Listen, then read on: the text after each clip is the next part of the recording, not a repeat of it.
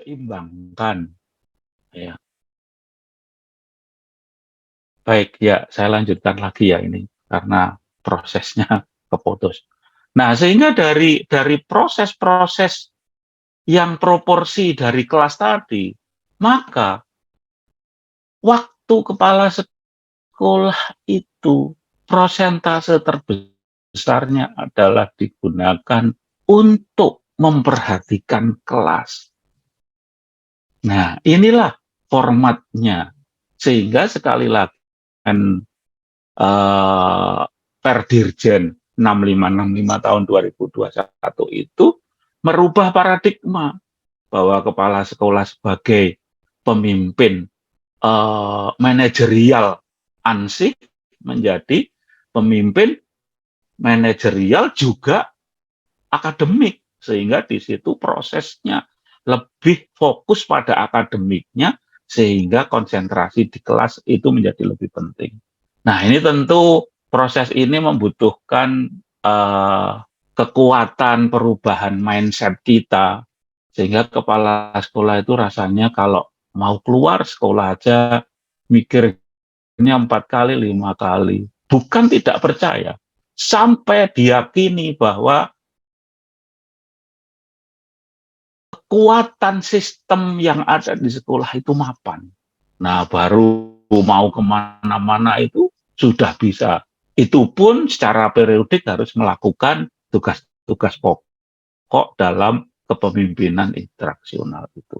Itulah hal yang mungkin perlu kita sikapi, karena sekali lagi hal tersebut menjadikan kurikulum ini bukan kurikulum yang uh, penyempurnaannya itu parsial, tetapi sampai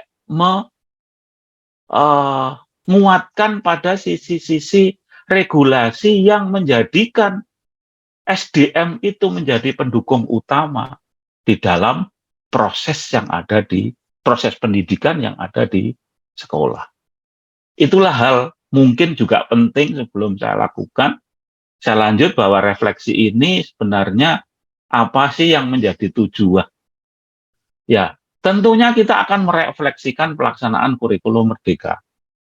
Ya, apa saja yang menjadi substansinya. Jangan-jangan kita seperti yang disinyalir oleh Pak Tabit tadi, bahwa keperluannya hanya pemenuhan administratif gitu kan. Secara substansialnya masih perlu untuk kita tingkatkan. Nah, inilah waktunya kita bersama-sama untuk merefleksikan diri kita masing-masing. Sehingga saya berharap dari Bapak Ibu kepala sekolah maupun seluruhnya yang hadir, cobalah sambil kita membahas ini, Ibu Bapak coba uh, fokus juga kepada apa yang telah dilakukan selama ini di sekolah gitu. Sehingga refleksi ini lebih bermakna dan tidak sifatnya hanya ya kita hanya dapat informasinya, tetapi nantinya tidak dapat kita lakukan. Nah, inilah pentingnya. Kemudian mengidentifikasi praktek baik dan tantangannya. Ingat bahwa nanti di belakang saya berikan model refleksi yang mungkin bisa Bapak Ibu gunakan untuk referensi melakukan refleksi itu sendiri. Refleksi yang cenderung isinya itu menyalahkan diri sendiri. Seakan kok wis kaya ngono, aku kok yo jek ngene wae. Lah itu hal-hal seperti itu adalah hal-hal yang tidak memotivasi, sehingga refleksi itu harapannya juga ada hal baik yang menjadi unggulan dari hasil refleksi itu, karena itu bisa memotivasi. Tetapi juga masing-masing tidak berlebihan. Seakan-akan kan kalau berlebihan itu seperti ini. Ibu ditanya siapapun, Bapak ditanya siapapun. Wah, sudah hebat di tempat saya itu, Pak. Semuanya yang ada itu berjalan semuanya. Nah, yang berlebihan ini juga mungkin yang diberi informasi ya kadang-kadang kan oh iya sih gitulah ya. Ya karena apa? Ya karena proses belajar itu butuh waktu panjang. Nah, disinilah.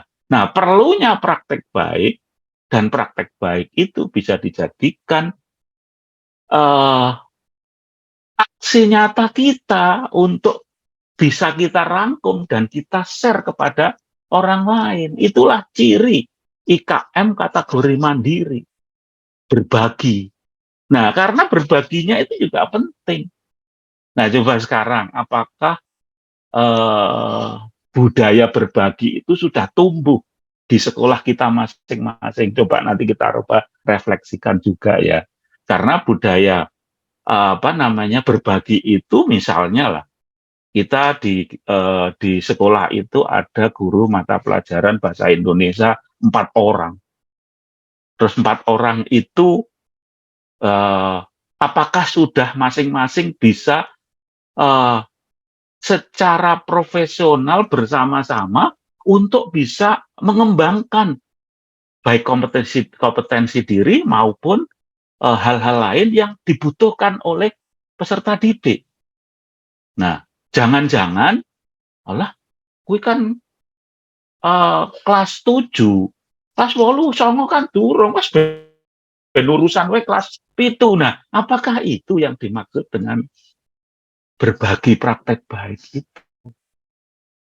Justru yang ikut kelas 7 sampai nibotangi, meh takon temennya aja, malah ra urusan mbak, wong kuwi kan engko aku jek engko saiki. Nah, hal-hal itulah barangkali yang perlu untuk kita coba bagaimana membangun sebuah sistem ekosistem yang ada di sekolah itu dalam konteks berbagi ini menjadi lebih lebih lebih komprehensif.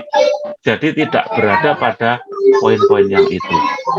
Bapak Nun Sewu, Pak Sabto mungkin bisa di mute rumiin nanti kalau memang ada yang ditanya nanti bisa raise hand. Ya, Pak Sabto, Nun Sewu, di mute rumiin.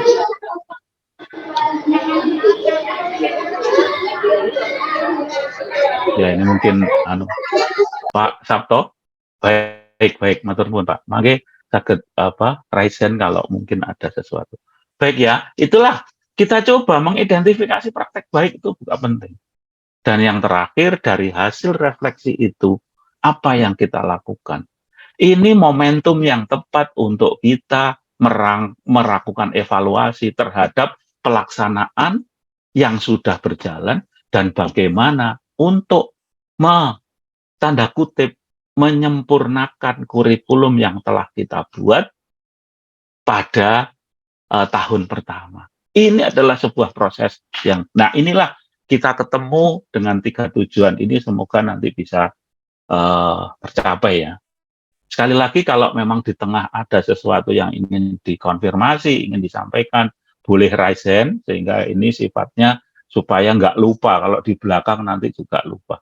Saya mohon juga untuk Bu Fajri, karena mungkin ini moderatornya Bu Fajri, kalau ada yang tanya di di chat, mungkin juga saya bisa diingatkan supaya saya bisa menjawab apa yang ditanyakan oleh teman-teman melalui chat. Ya, baik. Saya lanjut sekarang. Nah, bagaimana kita melakukan refleksi itu? Nah, ini pelan-pelan ya, masuk pada materi yang akan kita kupas. Kita harus kembali kepada tahapan implementasi kurikulum merdeka di satuan pendidikan. Ya, di sini ada 13 poin yang secara umum semua jenjang harus melakukan evaluasi, refleksi, kita berada pada posisi yang mana. Nah, ini penting, sekali lagi penting, dan ini poin ini juga menjadi poin yang mungkin Ibu Bapak bisa catat, apakah sesuai dengan apa yang kita harapkan. Tentu dari tahapan awal berkembang, siap. tentu kita akan mencapai pada harapannya mencapai pada tahapan yang paling akhir, yaitu tahap mahir. Maka saya ingin menyampaikan di sini catatan pada akhir saja. Saya tidak akan melihat dari awal, karena ini nanti kalau materi ini saya share, barangkali Ibu Bapak juga bisa memperhatikan yang detail dari tahap awal berkembang siap maupun mahir. Nah, ini pun sebetulnya ada buku panduannya untuk tahapan implementasi. Nanti kalau belum dapat, saya bisa share ke Bu Fajri, nanti bisa di grup, bisa diunduh oleh teman-teman sekalian. Nah, yang pertama aspek apa? Yaitu perencanaan kurikulum operasional satuan pendidikan. Barangkali kemarin kita bersama-sama ya, saya memandu di 8 kali pertemuan, kalau enggak, ya sekitar 8 kali pertemuan. Walaupun lewat Zoom begini, saya pandu mulai bagaimana menentukan karakteristik sampai kurikulum itu jadi. Dan saat itu saya masih ingat yang saya sampaikan, learning by doing. Karena learningnya ada, maka prosesnya jangan berhenti pada kurikulum itu jadi. Tetapi harus kita lakukan refleksi, hasil dari refleksi itulah kita evaluasi. Apa yang menjadi titik? Sekali lagi, jangan hanya lemahnya saja. Apa yang sudah kuat di sana. Sehingga keseimbangan dua ini menjadi sebuah keniscayaan yang harus dilakukan supaya kita tidak frustasi. Yang ada adalah motivasi. Tetapi sekali lagi, jangan berlebihan yang positif ini gitu, dan seakan-akan sudah tidak ada yang perlu dipelajari. Itu juga akan menyesatkan hasil itu. Maka proporsi keduanya ini harus seimbang. Dan tentu objektif, tidak hanya dijustifikasi oleh sekelompok. Tetapi sekali lagi, warga sekolah, stakeholder, itu juga harus berpandangan sama terhadap hasil itu. Nah, ini kan proses ini kan menjadikan ekosistem di sekolah itu bukan ekosistem yang lepas-lepas, tetapi ekosistem yang saling support. Maka guru itu menjadi keluarga satu dengan yang lain. Bukan persaingan. Persaingan tidak didasarkan atas konsep competitiveness belaka, tetapi konsepnya kompetitif berbasis kekeluargaan.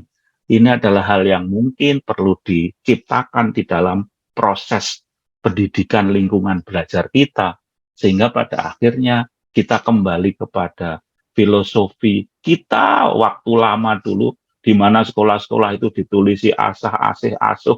Itu sebetulnya filosofinya sangat cocok dengan konteks kurikulum merdeka ini. Jadi kita bersaing, tetapi atas dasar kekeluargaan. Bukan bersaing atas dasar saling menjatuhkan. Nah, inilah konsep. Baik, kita mulai yang pertama. Perencanaan kurikulum operasional pendidikan. Aspek itu diukur dengan dua hal besar ini. Satu, mengembangkan kurikulum satuan pendidikan kontekstual. Maka carilah dalam melakukan evaluasi dan refleksi kurikulum kita, mana yang masuk dalam kontekstual itu. Apakah kita berbasisnya atau platform kita masih mengacu pada platform-platform di luar kondisi sosial budaya masyarakat kita? Nah, itulah platform yang harus kita review kembali agar kontekstual itu benar-benar muncul. Kalau ditanya, semua tahu bahwa mengapa ini beda, sehingga karakteristik di sekolah itu punya kurikulum yang sangat beda walaupun dengan sekolah sebelahnya. Nah, ini perlu kita lakukan. Ya. Dan sesuai dengan aspirasi. Nah, apakah benar waktu buat kurikulum kemarin itu pelibatannya cukup intens?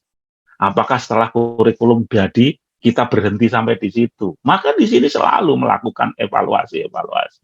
Ini waktu belum terlambat, lakukanlah evaluasi nanti saat kurikulum kurikulum operasional satuan pendidikan kita pakai untuk tahun pelajaran depan, karena ini kan hampir habis pada bulan Mei, sehingga Juni sampai Juli akan memulai paling tidak refresh kurikulum itu, ya kurikulum kita menjadi refresh karena kita lakukan dari hasil refleksi kita evaluasi, ya, serta hasil analisis dan refleksi dari satuan pendidikan. Konteksnya itu.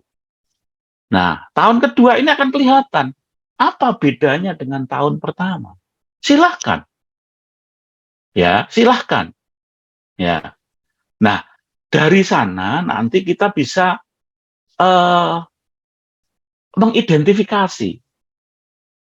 Identifikasi itu berdasarkan tujuan yang ingin dicapai, dan tujuannya adalah kurikulum itu kontekstual sesuai dengan aspirasi warga, ya, dan itu dihasilkan dari analisis dan refleksi.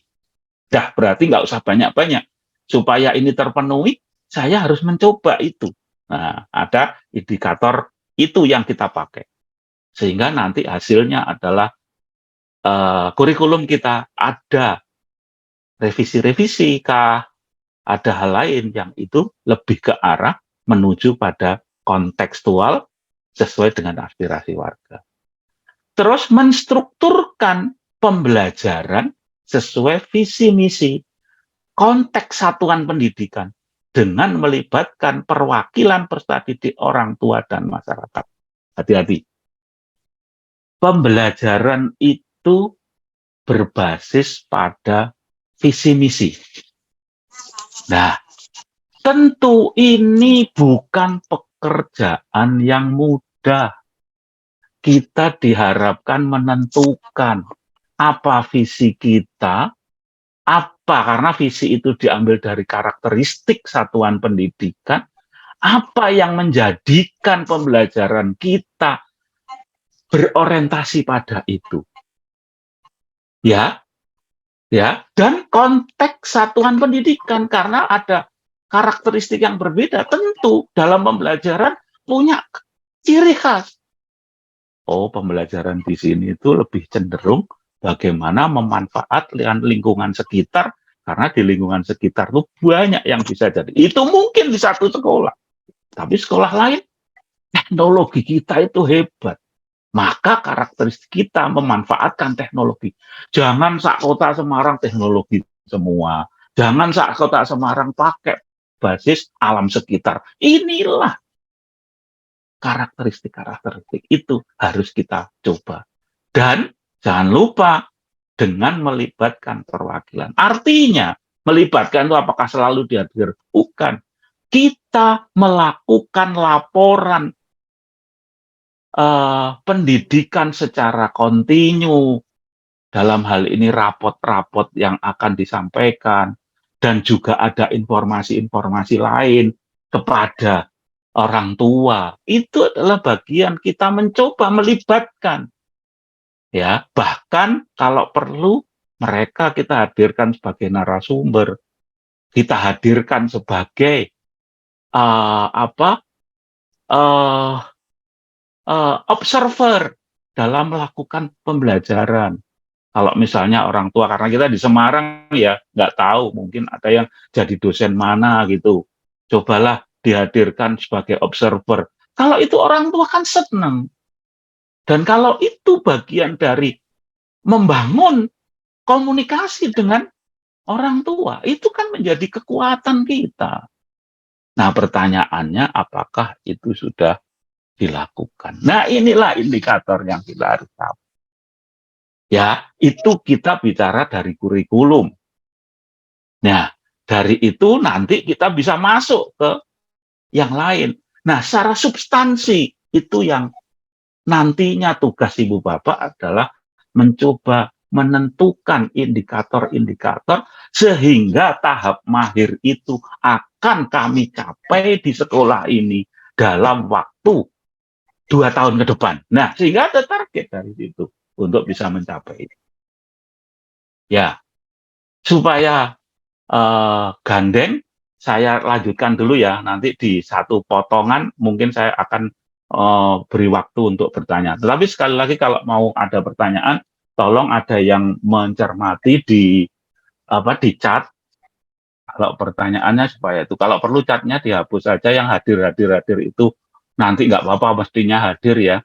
Tetapi supaya bersih chatnya, nah nanti isinya adalah pertanyaan-pertanyaan. Kalau memang nggak kerso untuk menyampaikan secara lisan, tetapi bisa melewati itu. Nah, yang kedua, perancangan alur tujuan pembelajaran. Nah, ini adalah hal yang juga masih berada di dalam kurikulum itu. Karena sekali lagi saya mengingatkan bahwa pemerintah hanya memberikan capaian pembelajaran. Tujuan pembelajaran dan alurnya untuk itu bisa tercapai, wewenangnya berada di sekolah masing-masing. Dengan demikian, maka itu juga menjadi hal yang secara spesifik itu menjadi kelebihan dan keunggulan di sekolah. Artinya bahwa semua komponen itu bisa diunggulkan. Dan itulah kalau berhasil bisa menjadi tema-tema yang untuk bisa berbagi kepada sekolah lain kah, guru lain kah, itu. Ini konsepnya supaya belajar itu tidak sendiri-sendiri, tetapi bersama-sama. Nah, apa yang bisa kita lihat dari perancangan itu? Ya, satu, mengembangkan alur tujuan pembelajarannya secara mandiri dengan merujuk pada capaian pembelajaran. Kan ada 3 pilihan kemarin. Kita bisa pakai TP-TP yang diberikan oleh Kemendikbud. Ya, dicontoh saja. Maka kalau sudah dicontoh, beradanya tidak berada di situ, di Mahir. Kita masih berada di sana. Kemarin Pak Pengawas juga berdiskusi. Pak, kalau kita masih pakai yang ada, bagaimana? Monggo, itu pilihan. Karena ini belajar. Terutama bagi teman-teman sekolahnya yang IKM. Mandiri beneran. Kurikulum mandiri, implementasinya mandiri, tidak sekolah-sekolah penggerak. Kalau sekolah-sekolah penggerak kan itu ada intervensi dari pemerintah. Tetapi yang mandiri silahkan. Ya, kalau memang menggunakan contoh alur tujuan pembelajaran ya enggak apa-apa. Tetapi itu jangan lama-lama. Maka harus kita bergeser lari ke yang paling akhir, yaitu secara mandiri. Nah, gitu. Nah, yang berikutnya di sekolah itu kan ada tim kurikulum. Maka koordinatornya berdasar juga kepala sekolahnya bersama-sama ya memimpin proses perancangan, memonitor implementasi dan memimpin proses pengembangan dan evaluasi alur tujuan pembelajaran sehingga pengembangan alur tujuan pembelajaran menjadi bagian dari sistem perancangan dan evaluasi kurikulum satuan pendidikan. Nah, kalau Bu Bapak tim buat, ya jangan begini, Pak, yang penting kan ada. Itu yang dikemukakan oleh Pak Kabid tadi, bahwa orientasi kita masih berada pada pemenuhan administratif. Tapi cobalah. Nah, maka di sini seorang kepala sekolah harus mencoba bagaimana bersama-sama belajar. Konteksnya belajar. Bukan ya mendelegasikan penuh kepada ketua koordinator kurikulum. Bukan. Tapi kita belajar bersama. Sehingga koordinator itu kuat. Percaya dirinya tumbuh. Karena masih didampingi oleh Bapak Ibu Kepala Sekolah. Nah, inilah pentingnya. Maka sekali lagi bahwa kurikulum merdeka ini konsepnya adalah belajar bersama. Jangan sampai kita saling melepaskan konsep itu karena itulah yang diharapkan. Ya, nah sehingga sekali lagi ini harus merencanakan. Ya, bagaimana mulai bersama-sama menyusun. Paling tidak kalau yang pertama kemarin kan ada dokumen atau kalau bahasa Jawa itu tilase perjalanan, sehingga bisa dikatakan kurikulum kita itu dirancang dalam penyusunannya, mulai dari menentukan TP dari CP itu dilakukan secara mandiri dan dipantau bagaimana pelaksanaannya, bagaimana refleksinya berjalan atau tidak, dan bagaimana evaluasinya. Nah, sehingga seorang koordinator bersama kepala sekolah dan tim ini diharapkan di akhir perjalanan tahun ini, Ibu Bapak koordinator sudah memunculkan hasil laporan perjalanan kurikulum atau pembelajaran itu dilakukan, dan apa sih yang dihasilkan dari sana, dan disitulah ada evaluasi. Ya, sehingga sekali lagi bahwa koordinator ini menjadi teman, ya, berdiskusi antara kepala sekolah dengan koordinator ini dan tim. Begitu ya. Nah, berikutnya yang ketiga, perencanaan pembelajaran dan asesmen. Ingat, ini juga tidak lepas dari yang kedua tadi. Karena ini pada akhirnya akan menghasilkan satu yang namanya modul ajar di tingkat yang lebih tinggi, di tingkat yang lebih rendah, kita merencanakan atau RPP yang kita hasilkan. Nah, RPP ini gitu ya, dalam konteks pendampingan, maka tim ataupun kepala sekolah harus sudah mampu memantau dari awal pendampingan itu. Jadi begini, waktu RPP jadi, seorang kepala sekolah mencoba bersama-sama dengan koordinator melihat satu persatu. Saya tanda tangani, tapi nggak ada apa-apa. Tetapi di situ, Pak, visi kita itu seperti ini. Pak, karakteristik sekolah kita seperti ini. Kalau Bapak menjalankan tugas dengan strategi seperti ini, maka ini belum sesuai dengan apa yang kita telurkan dalam visi misi kita. Nah, itu sudah mulai ada diskusi dengan ibu yang lain, mata pelajaran lain. Ibu, kalau dengan cara ini, apa yang ingin Ibu dapatkan? Begini, Pak, apa betul? Karena dengan kondisi ini, kondisi yang ada di sekolah kita belum mampu untuk melakukan itu. Oh, enggak, Pak. Nah, disitulah ada diskusi. Inilah konteks pendampingan itu. Inilah yang disebut kepala sekolah memimpin dengan pimpinan instruksional itu. Jadi mulai perencanaan. Nah, ini yang disampaikan, diharapkan kalau ini dilakukan, yang disampaikan oleh Pak Irwan tadi sudah terselesaikan. Artinya nggak ada RPP itu yang copy-paste. RPP itu paling tidak, kalaupun kita berada yang di atas ini tadi, yang nomor 2 itu berada di contoh, nggak apa-apa. Tapi dalam membuat RPP, itu tidak nyontoh terus-terusan. Tetapi di situ ada hal yang dibuat, pengembangannya. Nah, terus setelah itu, Pak Kepala Sekolah melakukan refleksi.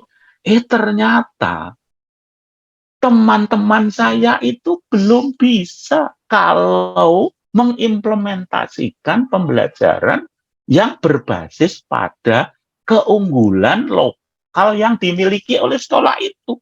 Nah, maka dicatat.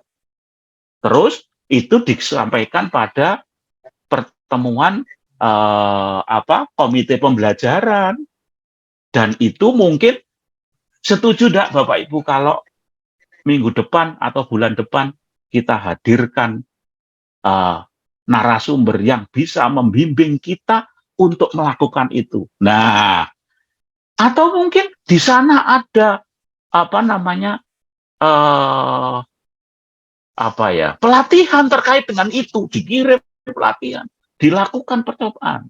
Nah, terus setelah pulang, apa yang harus dilakukan? Nah, dari sini kita seorang kepala sekolah tahu perjalanan kurikulum itu sendiri. Ya, ya Allah, kok abot men nggih Pak, dados kepala sekolah. Nah, ya enggak lah, itu kan kalau sudah niatan dulu jadi kepala sekolah kan menyiapkan semuanya menjadi seperti itu. Itu adalah bagian dari kita mengabdi, ikhlas untuk menjalankan tugas itu. Enggak apa-apa, ringan. Tapi kalau dulu kepala sekolah dipeksa-peksa, ora gelem ya mungkin jadi berat. Nah, itulah ya.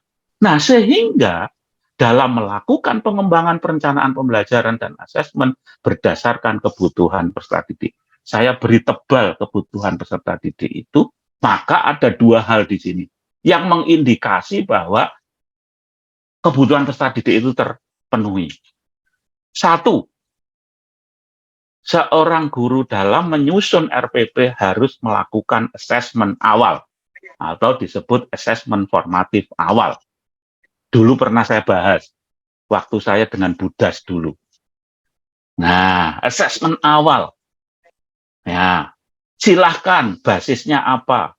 Karena kita basis mata pelajaran, apakah kita melakukannya dengan ya kognitif atau hal-hal kognitif apa yang diteskan di awal. Nah, karena dari situ kita bisa menemukan apa yang menjadi kondisi yang ada pada anak-anak kita. Anak-anak kita tidaklah sama. Bapak Ibu yang belum mute, di mute ya Bu, Bapak. Ya, karena bocor masih, tolong dicek. Yang masih bocor silahkan. Halo, halo, halo Pak, Ibu. Yang masih bocor ditutup dulu ya Pak. Bentar, nanti saya beri kesempatan. Nah ini Pak Bu Nur Zaida atau siapa ini tulisannya? Yang masih bocor, Bu, Ibu, Nggih. Tolong moderator diingatkan atau mungkin kalau bisa langsung ditutup dari situ, ditutup aja. Bu atau Pak Nur Zaida ini yang bocor kelihatannya. Halo, halo, halo, halo, halo, halo, Pak Nur Zaida atau Bu Nur Zaida ini. Halo, halo. Bentar Pak, kami mute all aja Pak, tapi nanti resikonya Pak Jono juga ikut termute, nanti di unmute lagi. Oh boleh, nggih.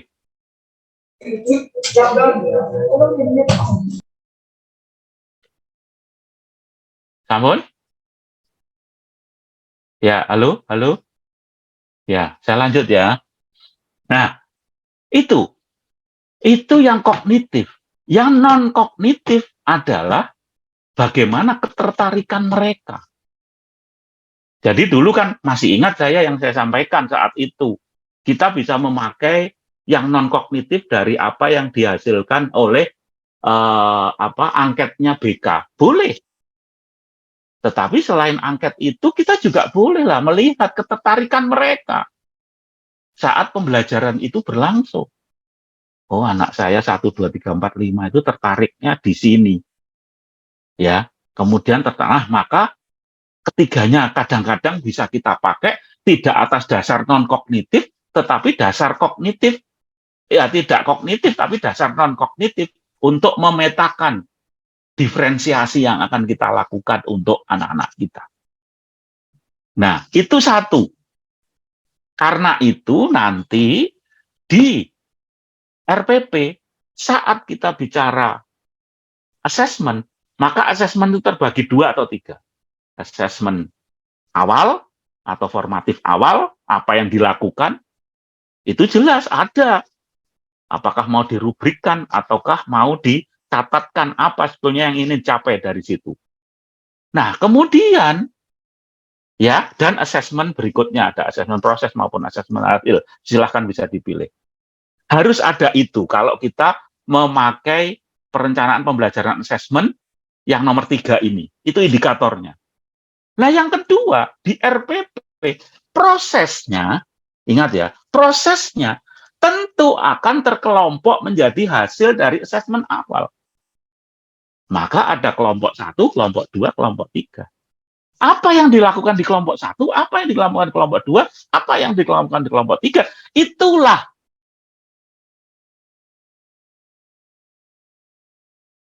prosedur yang ada di pelaksanaan pembelajaran. Nah, kalau saat asesmen awal ada kelompok sementara pembelajaran kita masih satu untuk semua, maka tidak fungsi asesmen awal itu. Nah, itu ciri kedua di dalam perencanaan pembelajaran dan asesmen itu. Ya, udah ya, mulai.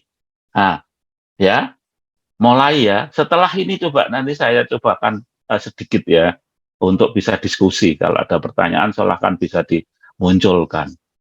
Nah, dari situ kepala sekolah ataupun yang melakukan pendampingan bisa melihat, loh ibu itu melakukan asesmen sudah benar awal, menemukan kelompok 1 terdiri dari Andi, Ari, Amir, Basuki, dan seterusnya. Sementara yang kelompok 2 ada Devina, dan seterusnya, kelompok 3.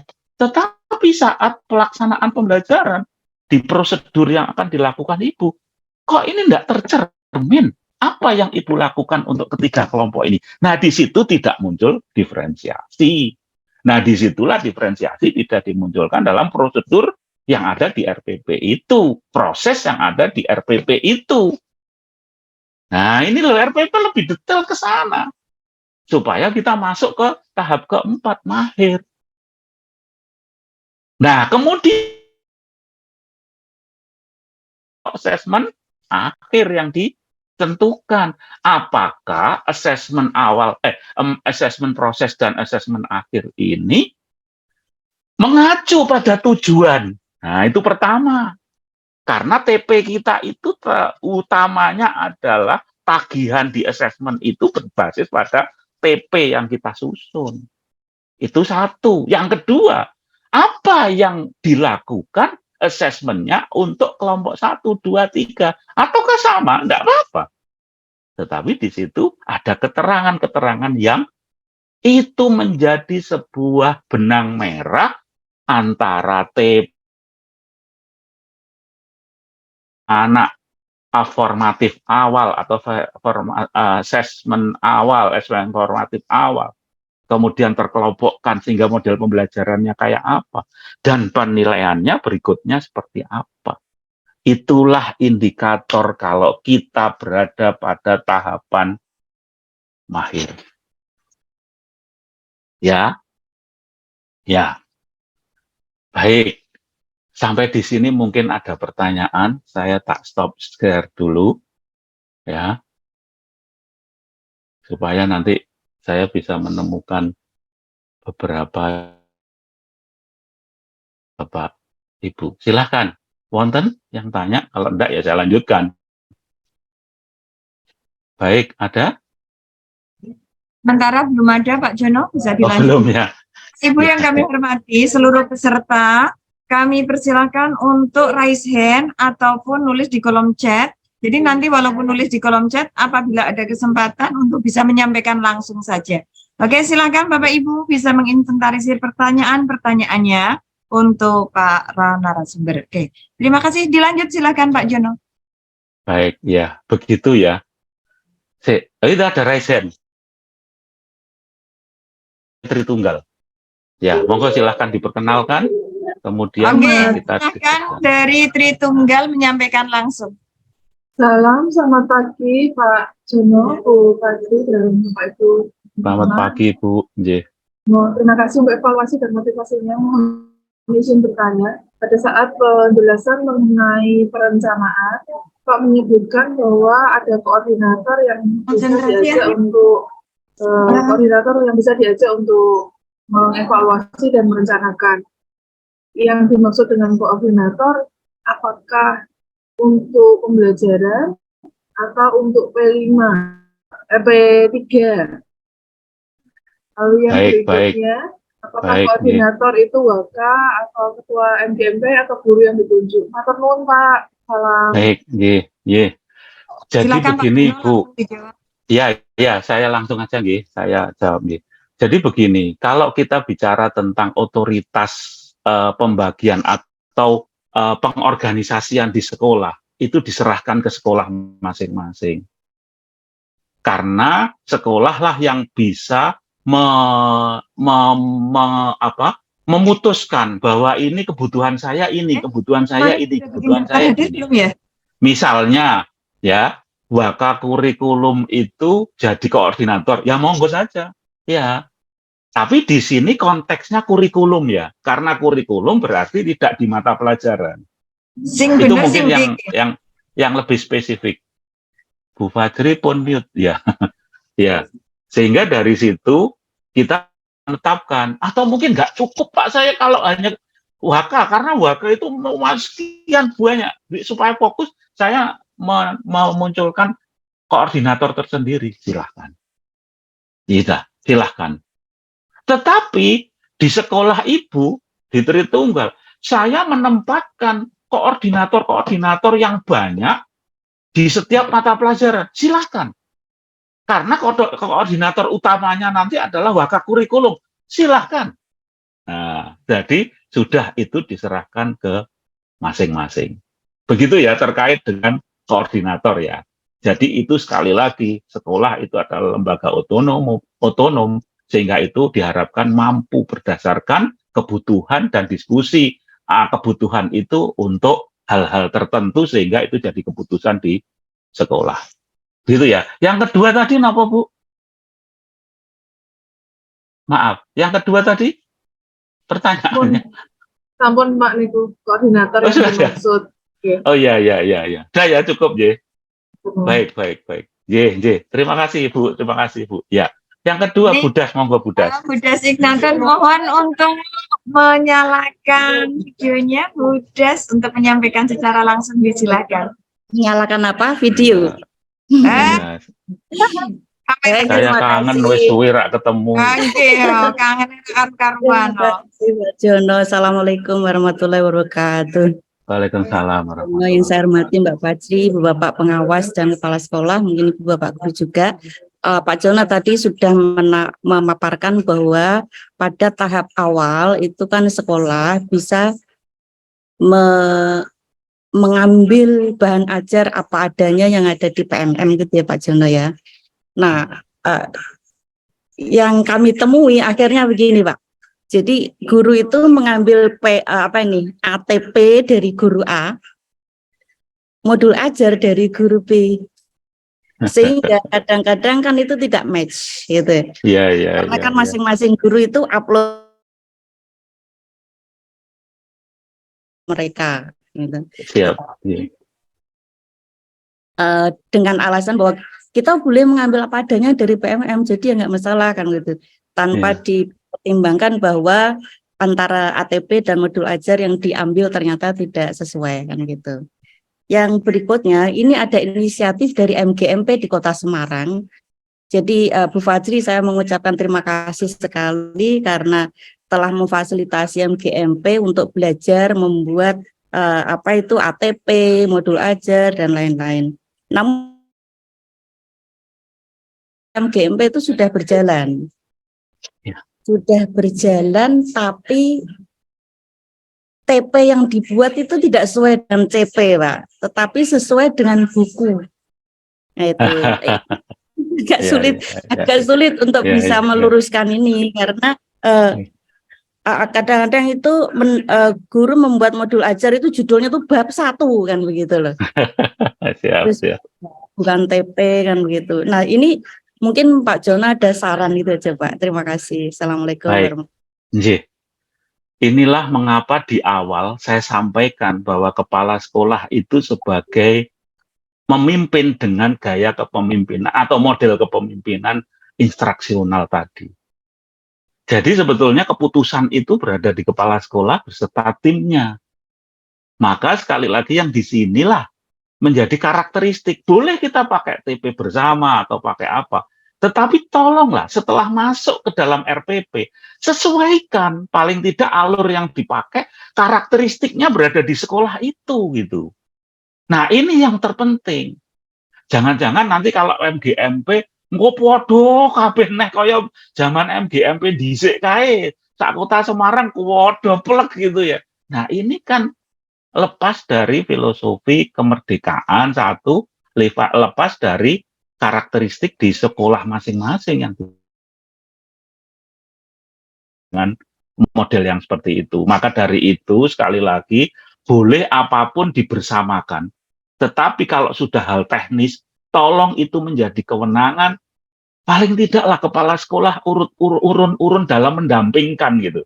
Walaupun kepala sekolah itu kan tidak tahu persis untuk mata pelajaran tertentu, tapi paling tidak bisa tanya, Ibu, Ibu kalau kemarin saya beri kesempatan untuk belajar bersama di MGMP, apa yang pada akhirnya menjadi karakteristik ada di sekolah ini?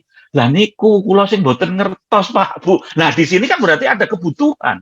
Nah, maka sekali lagi peran seorang kepala sekolah menjadi sangat-sangat strategis untuk bisa menentukan dan paling tidak bisa menjawab keluhan-keluhan tadi yang disampaikan nyata di lapangan yang ditemukan oleh Bu pengawas, yaitu Bu Das tadi. Jadi kembalikan saja ke sekolah dan saya berharap, nah ini loh mungkin Bu Fajri dengan ibu-ibu pengawas, mungkin MGMP sudah, tapi apa yang harus dilakukan kepala sekolah? Ini pengawas sama Bu Fajri mungkin bisa mengagendakan untuk apa bersama-sama ya, kita nggak usah mengacu dari mana. Apa sih tugas pengawas itu di dalam konteks per Dirjen 6565 gitu aja wis cukup lah. Nah, sehingga dari situ nanti bisa kita pelajari bersama. Oh, berarti kepala sekolah ini, sehingga perbedaan nanti kalau saya datang ke sekolah, saya melihat perbedaan ini karena TP-nya sudah dilakukan oleh bersama-sama dengan MGMP. Barangkali itu kan juga bisa dengan strategi itu. Artinya bahwa perbedaan itu bukan hal yang koyok mengada-ada, apa sih harus dibedakan? Bukan. Karena basisnya adalah kebutuhan anak. Anak kita beda dengan anak yang ada di sana. Nah, disinilah titik tumpunya di sini. Nah, tentu dengan ketertarikan yang berbeda-beda itu menjadikan kita saat memulai menyusun kurikulum itu sudah berbasis pada perbedaan-perbedaan itu gitu. Barangkali mungkin itu ya Bu, secara makro saja nanti dijabarkan Bu Das secara teknis sehingga itu bisa jadi seperti apa. Maka saran saya kalau Bu Fat tadi dengan MGMP sudah, sekarang Bu Fat dengan teman-teman pengawas nyusun bagaimana kepala sekolah itu mendampingi kurikulum, belajar kurikulum itu seperti apa. Ini penting justru. Sehingga kepala sekolah wawasannya menjadi lebih makro tetap memahami teknis pada pembelajaran yang ragamnya ada 13-14 macam itu. Itu barangkali. Ngaten kok nggih Bu Das.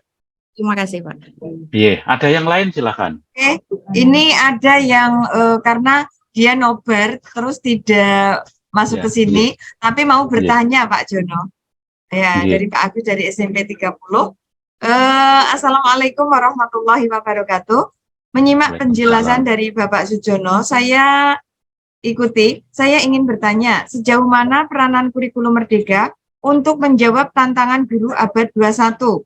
Menurut saya, tantangan guru abad 21 lebih kompleks seiring dengan perkembangan iptek yang sangat pesat. Jika kita berbicara masalah kurikulum, biasanya seperti iklan kecap yang selalu nomor 1. Mohon penjelasannya. Ngoten Bapak, mohon. Baik. Ibu Bapak begini ya. Dari hasil PISA, itu kan kita mengacu pada satu perkembangan iptek. Karena PISA itu mencoba melihat literasi dan numerasi. Ya, karakter pada akhirnya, karena di Indonesia membutuhkan itu, sehingga karakteristiknya di Indonesia, karakter itu menjadi penting. Dan yang keempat, lingkungan belajar siswa. Sebetulnya kalau kita ngomong guru abad manapun gitu ya, asal bisa menjawab itu, saya kira itu sudah memenuhi abad yang ada, Pak. Gak usah muluk-muluk lah. Mulu-mulu kudu ngene, kudu iso TI, iso medsos, iso apa. Itu kan bagian yang minor. Tapi mayornya bagaimana seorang guru mampu untuk memfasilitasi sehingga literasi anak itu jadi naik. Numerasi anak jadi naik. Karakternya menjadi lebih baik. Yang terakhir, ekosistem di situ menjadi ekosistem yang bisa membangun school connectedness. Itu sudah abad 22, Pak. Nggak usah 21, 22 loh. Saya bisa mengatakan seperti itu loh. Kewanan nih. Karena apa? Itu penting. Nah, selama perjalanan waktu, guru mengikuti abad-abad, bahkan revolusi industri diikuti semua. Tapi apa yang terjadi? Gurunya naik kompetensinya. Tapi anaknya, literasi numerasinya terus turun, Pak. Loh. Sehingga kita kan nggak usah muluk-muluk abad-abad. Wis pokoknya bisa jawab itu saja. Tapi jangan model drilling loh, seperti ujian nasional. Karena itu penting. Maka untuk literasi itu tumbuh, maka kebutuhan anak harus dipenuhi. Guru yang mampu melakukan pembelajaran berbasis pada kebutuhan anak. Ini adalah substansial untuk bisa ngangkat literasi numerasi. Karena apa? Anak merasa bahwa dia belajar tidak belajar pada zona yang memang mereka siap untuk belajar. Itulah salah satu kebutuhannya, Pak. Ya sehingga nggak usah ikut-ikut koran abad 22, abad 23. Itu alamiah guru itu akan mengikuti itu. Tetapi kompetensinya apakah mampu untuk menjadikan guru itu melayani anak sehingga sesuai dengan kebutuhan anak. Itulah saya kira jawabannya nggak usah panjang-panjang. Bapak bisa menangkap dari itu. Nanti ya. Baik, Harus Bu, ada lagi, silahkan. Dan PKH. Mohon pengertiannya dulu. Ya, silahkan. Ada yang lain?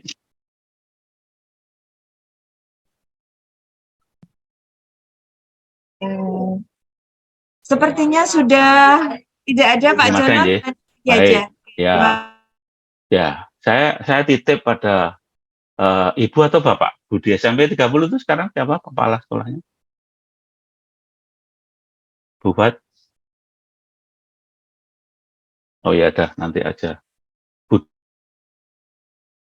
Sinten Pak, ben kenal aku kan. So, nek kapan-kapan diskusi kan lebih. Ani sepertinya Pak. Bu Ani. Oh, Bu Ani, ya, ya. Oh, saya kenal kelihatannya kalau Bu Ani. Moga-moga sih kok sok kenal. Ya, sehingga begitu ya Bu. Jadi nggak mengikutinya boleh, tetapi yang terpenting bagaimana seorang guru itu mampu memerankan sebagai gurunya anak-anak yang mampu turun down to earth ke lebih menyentuh ke tanah, ke bumi, supaya abad 22-21-nya tadi tidak diawang-awang sehingga hasil anak bisa menjadi lebih bagus. Ke pembahasan yang berikutnya. Dalam ini saya share screen dulu.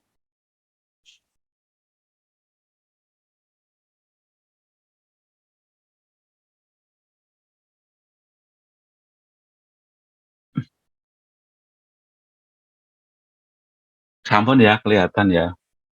Ya, terus berikutnya apa? Penggunaan dan pengembangan perangkat ajar atau bahan ajar. Nah, ini tadi yang disinggung sedikit ya oleh Budas, bahwa RPP-nya berbasis pada buku. Di di panduan kurikulum yang terkait dengan pemanfaatan buku, di sana disebutkan bahwa buku apapun, apakah dikeluarkan oleh pemerintah melalui kementerian atau dikeluarkan oleh penerbit, prinsipnya bahwa buku adalah referensi. Jadi mindset kita jangan beli buku dari pemerintah saja supaya buku itu bisa kita pakai untuk membelajarkan anak supaya hasilnya seperti ABCD. Jangan berpikir seperti itu. Karena sekali lagi buku itu pun tidak mewakili karakteristik dari sekolah. Nah, inilah yang terpenting. Dan mindset inilah yang harus dibangun kepada sekolah. Bahwa kemandirian itu menjadi lebih penting. Karena kemandirian itu bukan untuk gagah-gagahan. Tapi kemandirian itu untuk keperluan.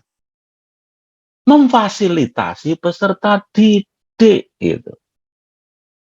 Ya, memfasilitasi peserta didik. Ya, sehingga di dalam pengembangan guru ajar ini di paling 4 ada beberapa. Guru dapat mengkomunikasi sebagai perangkat ajar, menyesuaikan dengan konteks lokal dan kebutuhan peserta didik. Ingat itu. Nggak bisa konteks lokal itu dipenuhi oleh buku tadi. Nah, ini indikator lah, coba dipakai. Di mana ya penggunaan pengembangan perangkat ajar kita itu berbasis pada hal itu. Ya, kebutuhan peserta didik kan masih ada kaitannya dengan nomor 3 tadi. Sehingga itu diwujudkan dalam perencanaan perangkat ajar. Nah, gitu.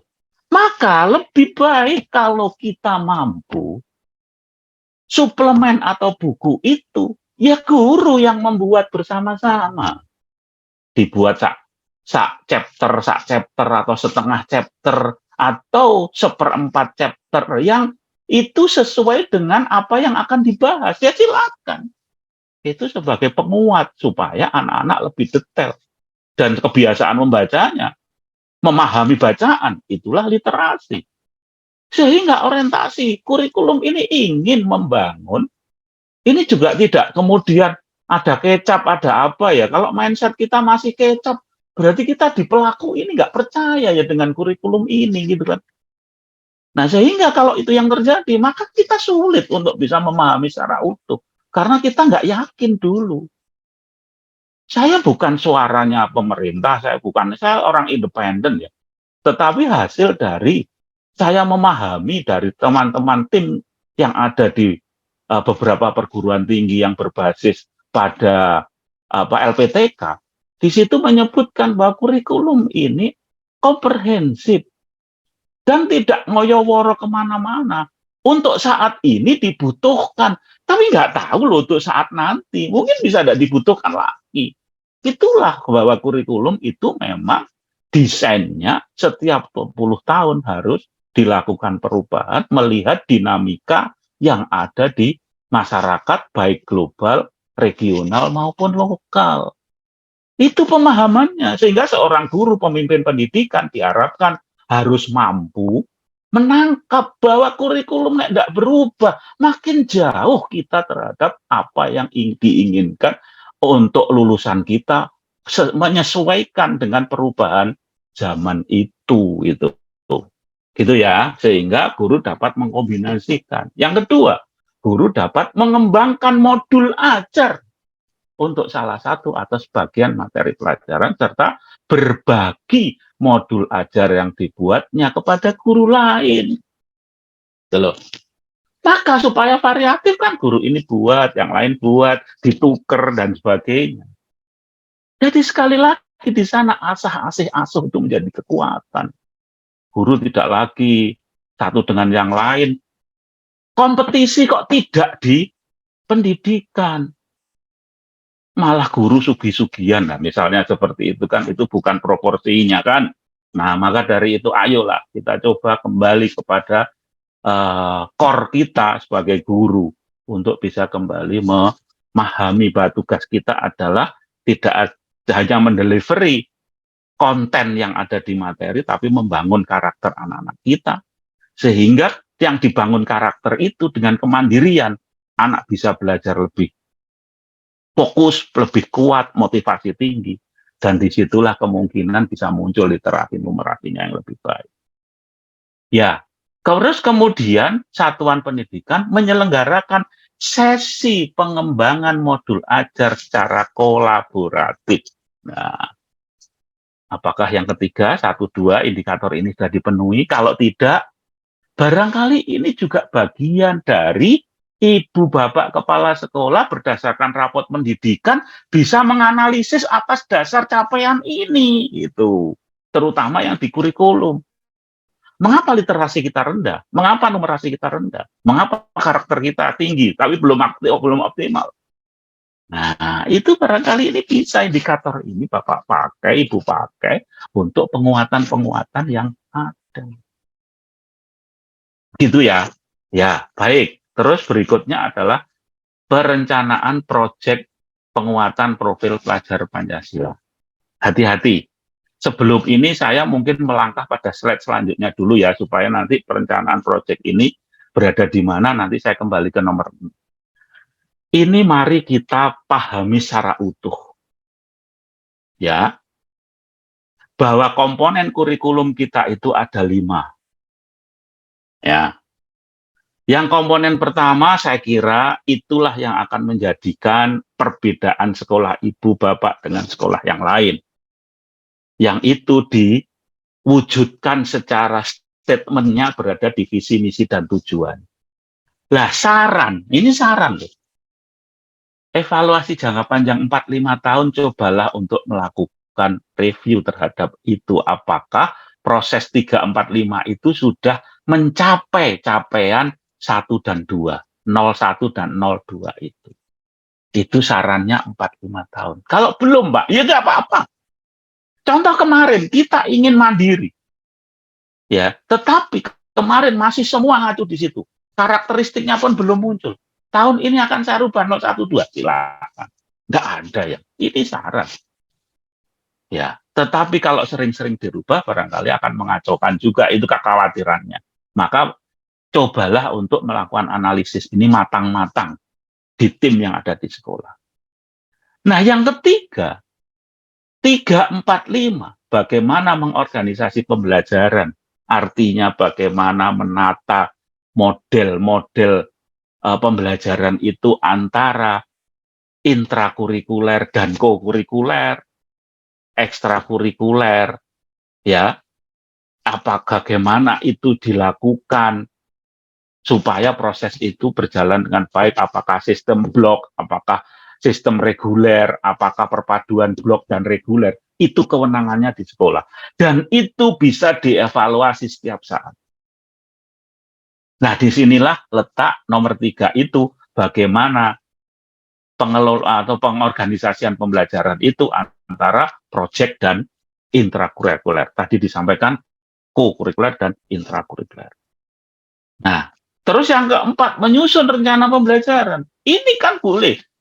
Hari ini refleksi dari guru banyak bahwa TP yang kita buat itu tidak tercapai, belum tercapai. Maka boleh, silahkan untuk menyusun rencana pembelajaran ulang. Atau mungkin alurnya yang kita coba evaluasi. Silahkan. Itu semua dari hasil yang nomor 5. Pendampingan, evaluasi, dan pengembangan profesional. Sehingga nanti Ibu menyusun kurikulum yang nomor 5 itu, komponen kurikulum yang nomor 5 itu boleh berubah besok. 1 semester boleh, 1 tahun boleh. Dan diharapkan besok berubah karena Ibu baru melihat evaluasi 1 tahun ini seperti apa. Sehingga di dalam pengembangan profesional tahun depan, apa saja guru saya tingkatkan apanya. Apakah kompetensi menyusun RPP-nya? Apakah kompetensi melaksanakan pembelajarannya? Yang diferensiasi atau apa lagi, dan itu banyak pilihan, dan itulah yang nanti menjadi topik-topik, tema-tema yang akan dilakukan untuk pengembangan profesional guru. Itu. Nah, ini berasal dari mana? Pendampingan, evaluasi, refleksi. Nah, itu ditulis di sana apa yang harus dilakukan itu di kurikulum poin kelima. Maka tahun depan jangan tetap hasil evaluasinya pasti beda. Karena tahun depan makin meningkat kita. Sehingga nomor 5 itu setiap tahun bisa berubah. Para pengawas bisa melihat kurikulum ini berkembang atau tidak. Lihat nomor 5. RPP-nya atau rencana pembelajarannya berubah enggak? Nomor 4. Karena di situ ada rencana pembelajaran itu ya hanya 1 di lampiran, tapi terkait dengan TP-TP kan dikemukakan di sana. Nah, yang biru ini bisa lari cepat. Nah, sekarang apakah kita? Nah, ini kan momentum yang bagus sehingga belum berakhir kita sudah melakukan refleksi ini.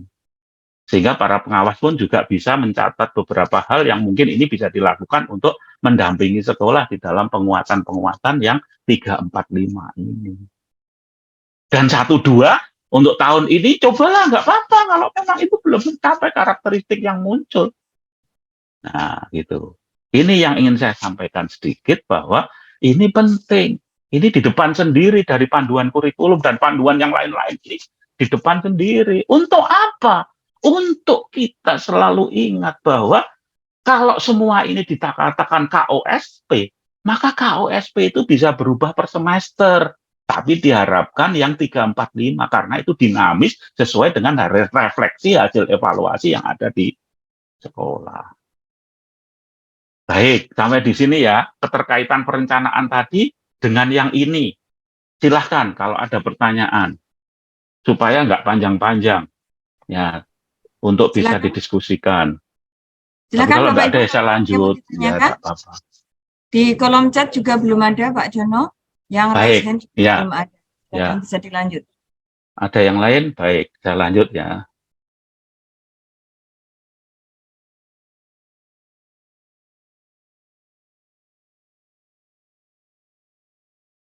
Ya, terus saya kembali ke nomor 5. Perencanaan proyek. Hati-hati ya, perencanaan proyek itu yang keempat bunyinya begini. Mengembangkan ide dan modul proyek sesuai dengan konteks lokal, kebutuhan serta minat peserta didik dengan melibatkan pendapat dan ide-ide peserta didik. Nah, pertanyaannya, Bapak Ibu menyusun kemarin itu, apakah top down atau mungkin bottom up dengan lebih melibatkan anak-anak? Ingat, melibatkan anak-anak itu tidak harus terlibat secara langsung, tetapi bisa melalui observasi apa sebetulnya minat anak secara keseluruhan maupun bagian per bagian. Artinya bagian per bagian itu tingkat kelas 7 kaya apa, kelas 8 kaya apa, kelas 9 secara umum. Atau mungkin kelas 9 terbagi lagi, kelas 8 terbagi lagi, kelas 7 terbagi lagi. Ini silahkan, itu bisa melalui observasi. Siapa yang diajak observasi? BK kan banyak yang bisa dilibatkan untuk kegiatan ini. Selain hanya misalnya di awal ada membagi angket-angket tadi. Tetapi di sini bisa kita libatkan untuk melakukan ini. Nah, sehingga pada saat penyusunan tema-tema itu pada akhirnya terfasilitasi kebutuhan minat peserta didik. Tidak murni hanya pikirannya guru terus. Gitu. Sehingga inilah yang masih menjadi fokus untuk kita dampingi bagi Bapak Ibu pengawas, terutama di dalam menyusun mengembangkan ide modul proyek atau proyeknya sendiri, tema-tema proyek itu. Ya. Nah, itu yang pertama. Yang kedua, diharapkan ide yang muncul dari anak, perpaduan lah antara anak dan sekolah, sehingga memunculkan tema. Diharapkan tema itu diarahkan menuju pada problem solving, mengatasi masalah. Nah, itu yang kedua. Saya berikan poin-poinnya aja, supaya indikator Bapak Ibu nanti bisa pakai itu. Yang ketiga apa? Yang ketiga, setiap tahapan akan menuju kepada capaian proyek yang tertera pada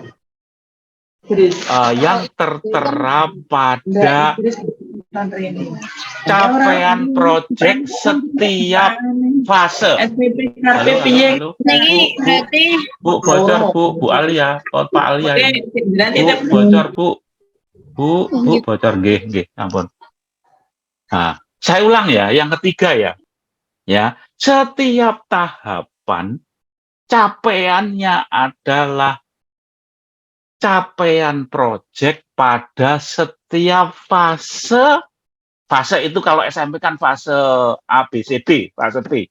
Di situ ada capaian-capaiannya. capaian proyek untuk apa namanya eh untuk dimensi 1, capaian proyek untuk dimensi 2 pada fase itu. Itu yang menjadi kajian utama. Nah, sekarang kan banyak yang ngarang. Ngarangnya seperti apa? Misalnya mandiri. Mandiri itu begini-begini. Di situ ada. Mandiri itu apa wae ono. Maka target akhir capaian itu harus artinya perubahannya terjadi pada karakter anak pada setiap tahapan. Ya, itu 3 hal indikator itu sudah cukup. Jadi tidak usah ngarang dimensi sendiri. Misalnya dimensinya mandiri, kreatif, ya, dan inovatif misalnya. Nah, lihat aja untuk fase SMP apa yang bisa muncul di sana. Ya itu aja diambil, itulah capaiannya. Nah, capaian proyek itu diturunkan jadi kegiatannya opo supaya itu bisa muncul. Nah, disitulah terjadi penilaian. Nah, prinsipnya itu harus tercapai capaian proyek, bukan gawe produk. Kalaupun ada produk itu adalah bonus karena kita merencanakan sebuah kegiatan. Jadi jangan dibalik, kegiatan dilakukan bla bla bla bla, setelah jadi produknya yang dinilai. Kalau produk yang dinilai itu bagian dari metode pembelajaran. Jelas sudah? Nah, jelas sudah dalam merencanakan. Jelas sudah? Nah, ini saya coba pelan-pelan loh, supaya ini refleksi, ini betul-betul kita learning by doing, kita kebentur di sana, kebentur di sini. Kebentur itu kalau mau belajar. Kalau nggak mau belajar malah nggak kebentur belas. Bentur sana. Lah ini kita coba diskusikan ya seperti ini. Ya itu khusus project ya. Hati-hati. Perencanaannya melibatkan itu bisa observasi. Tetapi dasar pelibatan itu dicatat sebagai apa namanya pendahuluan. Proyek ini dalam kaitan memenuhi kebutuhan apa ketertarikan atau minat anak itu apa yang dilakukan di pendahuluan kan boleh begitu menyusun modul proyek. Nah setelah itu muncul problematik yang bisa diurai melalui kegiatan ini apa? Itu munculkan. Yang ketiga baru tahapan-tahapannya. Tahapan 1 ingin mencapai yang mana dulu. Tahapan 2 ingin mencapai yang mana. Sehingga jelas aturan setiap tahap ini supaya setiap tahap itu bisa dicapai. Sehingga kita bisa melihat tujuan untuk membangun karakter anak. Itu ya. Baik, ada pertanyaan sampai di sini? Baik, kalau tidak ada saya lanjut. Ya, ini yang baru saya terangkan tadi. Ya. Nah, sekali lagi ini terkait dengan perencanaan, pelaksanaan, dan evaluasinya. Nah, ini nanti komite pelajaran dan komunitas praktisi bisa memanfaatkan ini untuk melakukan refleksi gitu. Sehingga merancang pendampingan evaluasi itu bisa dibuat seperti apa ya? SOP ringan-ringan saja lah. Ya, pendampingan dilakukan seperti apa? Terus refleksi itu dilakukan seperti apa? Kalau tidak ada refleksi, ditambahkan sedikit refleksi. Apakah guru setiap mengajar, selesai ngajar ada refleksinya? Nah, apakah guru kepala sekolah setiap kali melakukan pendampingan ke kelas, selain pendampingan penyusunan RPP tadi, pendampingan ke kelas, apakah ada refleksinya? Nah, itu semua refleksi itu dikumpulkan, nantinya jadi evaluasi untuk sebuah proses. Maka, pertemuan komunitas praktisi atau komite pembelajaran itu ya diharapkanlah setiap minggu itu ada, nggak ketang sekali, lebih baik kalau 2 kali atau 3 kali. Kapan Pak le pertemuan mulangnya sakmono kae? Ya itu didiskusikanlah dengan komunitas yang ada di situ. Karena sekali lagi bahwa di sekolah itu adalah lembaga otonom. Ya, ya, itu ya, sehingga inilah bentuk-bentuk yang diharapkan Bapak Ibu bisa laksanakan. Oke. Nah, berikutnya implementasi proyek. Seperti apa implementasinya? Menerapkan proyek menggunakan profil dengan jumlah sesuai dengan yang dianjurkan Kemendikbudristek. Tadi disinggung oleh Pak Kabid bahwa ada 2-3 atau 3 minimal atau apa tadi itu. Itu kan sudah sesuai. Indikator itu pasti tercapai. Proyek diawali dengan identifikasi masalah. Inilah tadi yang saya sampaikan bahwa identifikasi masalah itu ini di pelaksanaan bukan di perencanaan loh. Sehingga kalau di perencanaan maka tahapan-tahapan ini apakah Ibu Bapak lakukan di dalam proyek? Misalnya masalah sampah, kita identifikasi. Apa sih menjadi persoalan kalau kita bicara sampah? Nah, itu identifikasi di situ. Dan sampah itu jadi persoalan yang memang mengerucut menjadi persoalan yang tadi memfasilitasi kebutuhan dan sebagainya untuk anak sehingga itu pikirannya di sana. Ya, nah di situ banyak dilakukan berdasarkan inisiatif siswa yang difasilitasi oleh guru dan atau mitra komunitas yang terlibat sebagai fasilitator atau narasumber sehingga kegiatan proyek berorientasi pada pemahaman tentang konsep dan atau penyelesaian masalah suatu tema. Itu indikatornya yang tadi saya sampaikan. Ya, sehingga tahapan di situ itu tahapan yang tidak interventif. Artinya intervensinya kecil, tapi mereka diajak. Kalau ngajar di kelas itu kita bicara, katakan memahami persoalan itu lebih banyak intervensi dari guru, tetapi di sini fasilitator memberikan fasilitas, ya dia suruh upaya mengidentifikasi sendiri sampai pada ketemu permasalahan utamanya. Itu. Baik ya, itu proyek ya, itu implementasi. Terus penerapan pembelajaran sekarang. Tadi perencanaan, sekarang penerapan. 1, guru membedakan metode pembelajaran sesuai dengan kebutuhan, capaian, performa, minat siswa. Nah, ini penting. Nah, ini tadi ditunjukkan apa di perencanaan?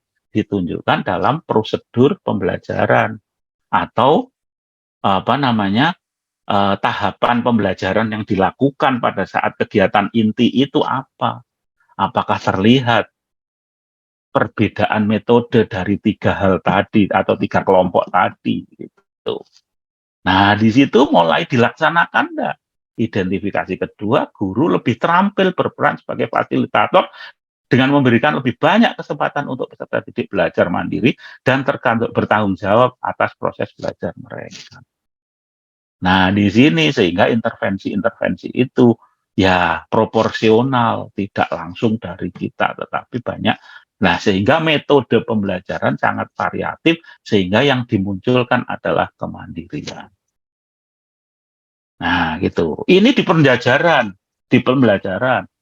bukan di proyek. Proyek dikuatkan lagi kemandirian itu.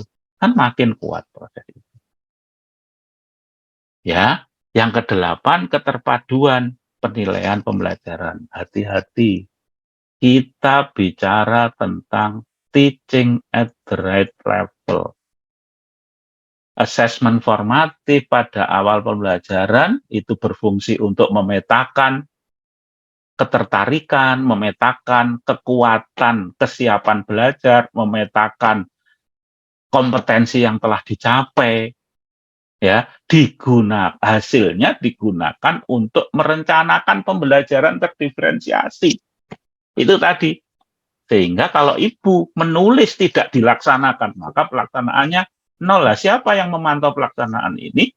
Ya, pendampingan kepala sekolah atau guru yang ditunjuk untuk melakukan dulu namanya supervisi itu. Guru mampu melakukan penyelesaian pembelajaran sepanjang proses pembelajaran agar peserta didik mencapai tujuan pembelajaran. Ingat, ya kadang-kadang kita bervariasi dengan berbagai metode, tapi lupa bahwa tujuan akhir, apakah kekuatan, ya tujuan pembelajaran itu tercapai. Tujuan pembelajaran dicapai melalui tahapan-tahapan agar literasi dan numerasinya tumbuh, karakternya juga tumbuh. Inilah yang menjadi menjadi tujuan dari proses. Makanya yang ditagih literasi, yang ditagih numerasi. Ya, satuan pendidikan mengembangkan kebijakan yang mendorong guru untuk menggunakan hasil asesmen dalam merancang kurikulum dan pembelajaran. Contohnya, apakah hasil ini bisa tercatat sehingga saat kita melakukan tahap ketiga, nah tahap ini, bentar, maaf. Nah, tahap yang keempat atau tahap kelima, nomor 4 atau nomor 5 ini, itu hasil dari proses evaluasi pembelajaran. Waduh, anak-anak nggak mampu kalau tujuan pembelajarannya seperti ini, maka saya cocokkan lah. Saya pakai ini aja. Nah, alurnya nanti seperti ini. Ini berubah kan, nomor 4 itu. Itu dimungkinkan. Nah, dari mana? Ya, dari pembelajaran sesuai yang ada tadi. Mendorong guru untuk menggunakan hasil asesmen, sehingga karena ini kebijakan, yang memunculkan kebijakan itu adalah pimpinan, maka saat menyusun TP berikutnya ada evaluasi. Bagaimana Ibu Bapak, apakah ada mata pelajaran yang dilakukan analisis perlu direvisi, silahkan, itulah kebijakannya. Ya, sehingga di setiap poin itu ada hal-hal. Nah, teaching the right level itu juga terkait dengan hasil asesmen proses maupun asesmen akhir. Apakah anak perlu ada remedial atau tidak, itu akhirnya di akhir-akhir karena komunitas guru menuntut ada itu ataupun ada masukan-masukan itu muncul kembali terkait dengan itu, yang dulu feedback namanya, tetapi ini lebih eksplisit munculnya seperti itu. Nah, yang ke-9, pembelajaran sesuai dengan tahap belajar peserta didik atau pendidikan dasar dan menengah. Ya, artinya apa? Bahwa berdasarkan assessment formatif di awal pembelajaran, siswa di kelas yang sama dibagi menjadi 2 kelompok menurut capaian belajar mereka. Dengan demikian setiap siswa dengan belajar sesuai dengan capaian belajarnya. Ini lebih fokus ke sana. Ini juga kelanjutan dari yang atas itu. Kita diferensiasikan dengan kelompok yang kita belajarkan berbeda metode ataupun dibuat seperti ini. Sekolah menyelenggarakan berbagai program seperti pembelajaran tambahan untuk menguatkan mereka yang sudah lebih, siswa yang belum siap, belajar sesuai dengan kelas siswa yang membutuhkan pengayaan ataupun tantangan yang lebih. Nah, itu dimungkinkan untuk melakukan itu. Ya. Nah, kolaborasi antar guru, saya kira kolaborasi antar guru itu bisa difasilitasi ke komite pembelajaran atau komunitas praktisi yang tadi keperluannya untuk melaksanakan perencanaan dari kurikulum poin ke-5. Nah, guru kolaborasi untuk merencanakan pelajaran awal semester dan proses pembelajaran sepanjang semester, misalnya melalui diskusi tentang, nah ini kan tinggal hal-hal seperti itu tadi. Saya kira ini tidak perlu dibahas banyak, tetapi justru ini yang perlu direncanakan dan dilaksanakan, supaya poin ini menjadi poin penting, karena sekali lagi proses berbagi itu menjadi kunci di dalam penguatan pengembangan kurikulum ini. Asah, asih, dan asuh. Ya, kolaborasi dengan orang tua. Nah, ini yang saya kira masih lambat jalannya. Karena kita belum terbiasa. Padahal di sini ada indikator yang muncul. Guru berkoordinasi dengan guru lain melalui satuan pendidikan memberikan informasi tentang kemajuan belajar peserta didik pada orang tua saat penerimaan rapor dan secara berkala dalam proses belajar. Nah, maka kalau di SMP peran BK itu menjadi sentral dalam membangun komunikasi. Nah, ya sekali lagi konsep kita sekarang lebih mendidik anak, bukan membelajarkan anak. Kalau membelajarkan anak capaiannya hanya kognitif, tapi mendidik anak kognitif, afektif maupun psikomotorik. Sehingga disitulah proses membangun komunikasi itu atas dasar bagaimana memberi motivasi kepada anak di rumah. Supaya belajar itu menurut Ki Hajar ada 3 kaki, rumah, sekolah, dan masyarakat. Ini bisa difasilitasi sekolah untuk bisa dibuatkan jalur-jalur sampai ke sana.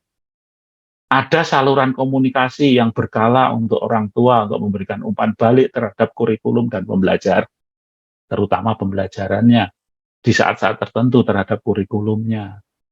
Orang tua berkesempatan untuk melibatkan dalam pembelajaran menjadi narasumber dan sebagainya. Pernah nggak itu dilakukan?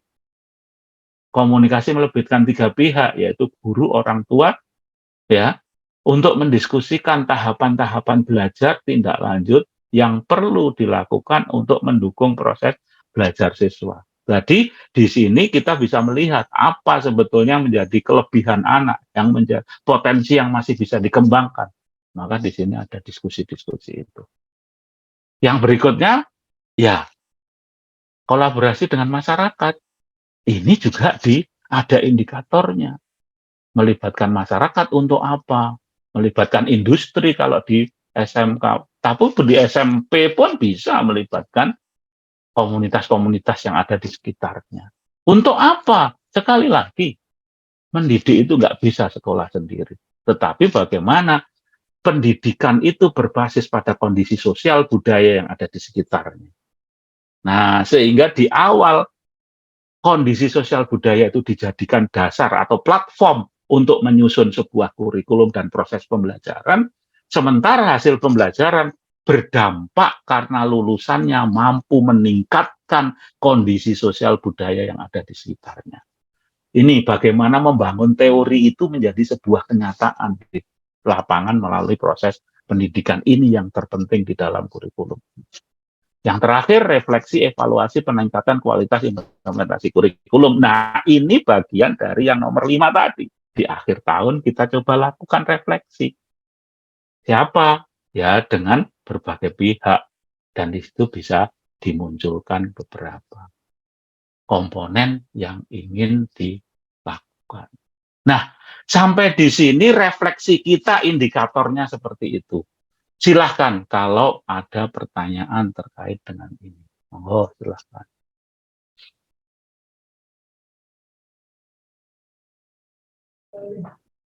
Monggo Bapak Ibu, kalau ada yang ingin ditanyakan, disilakan. Raise hand saja, jangan ragu-ragu. Ini ada pertanyaan di kolom chat Pak Jono dari SMP Islam Sultan Agung. Pak Jono izin bertanya, untuk penilaian P5 di e-rapot, penilaian untuk P5 berupa angka dan deskripsi. Di tahap kelas 7 ini ada 3 proyek yang dilaksanakan dan profil pelajar Pancasila yang dinilai pada masing-masing proyek berbeda. Berarti yang nanti kita nilai adalah perkembangan sikap siswa selama mengikuti proyek, bukan hasil atau produk dari tiap proyek. Nggih. Monggo Pak Jono. Nggih, jawabannya langsung nggih itu ya. Iya, Ibu sudah menangkap itu. Artinya Ibu menangkap itu. Dan Ibu bisa lihat ya Bu, dalam proses penilaian itu yang dinilai apakah setiap tahap yang ingin dicapai, yaitu capaian proyek pada fase SMP itu tercapai pada dimensi yang diinginkan. Itu terpentingnya. Sehingga proyek 1, apakah proyek 1 itu dimensi yang dikembangkan sama dengan proyek 2. Kalau sama, ya kita lihat seperti apa perkembangan, makin berkembang. Tetapi kalau tidak sama, berarti dimensi yang dimunculkan di sana, dimensi yang telah hasil yang diperoleh melalui dimensi yang telah diprojekkan itu. Begitu Ibu. Ya, jadi di sana dimensinya tidak utuh 5 KB. Misalnya kelas 7. Kelas 7 itu baru konsentrasi untuk menguatkan dimensi kemandirian, kemudian dimensi ketakwaan, Toro tok misalnya, karena Sultan Agung itu berbasis Islam misalnya, terus lebih banyak nomor satu yaitu ketakwaan gitu. Silahkan lah, itu berkembangnya seperti apa. Sekali lagi bukan produknya, produk itu penting, tetapi lebih ke arah pada kompetensi kognisinya dan keterampilannya. Nah, sikapnya kita lihat dari proses apa yang ingin dicapai melalui dimensi-dimensi yang ada. Begitu ya Bu, yang dari Sultan Agung. Ada yang lain? Sementara itu Pak Jono, Baik, belum ya. ada lagi yang lain. Silakan Iya. bisa dilanjut lagi Pak Jono. Ya.